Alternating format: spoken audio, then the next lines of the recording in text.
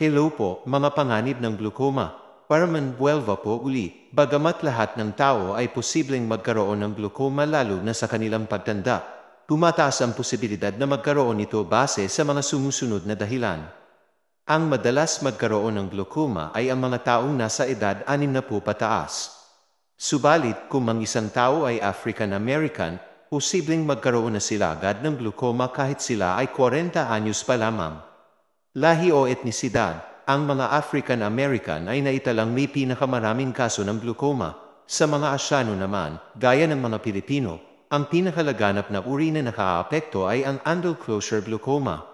Sa mga Hapon naman, sila ay madalas maapektuhan ng normal tension glaucoma.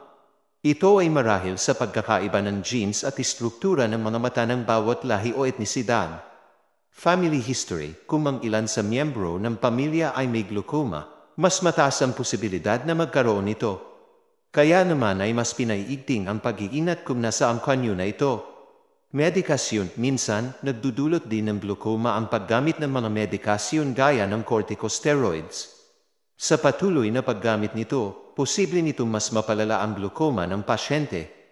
Pagkakaroon ng ibang karamdaman, kung may ibang karamdaman ng pasyente gaya ng katarata, diabetes, o tumor, posibleng magkaroon ng komplikasyon sa mata at magresulta sa glaucoma. Upang maiwasan ito, kailangan munang lapatan ng lunas ang mga kasalukuyang sakit. Ingat po palagi. God bless po.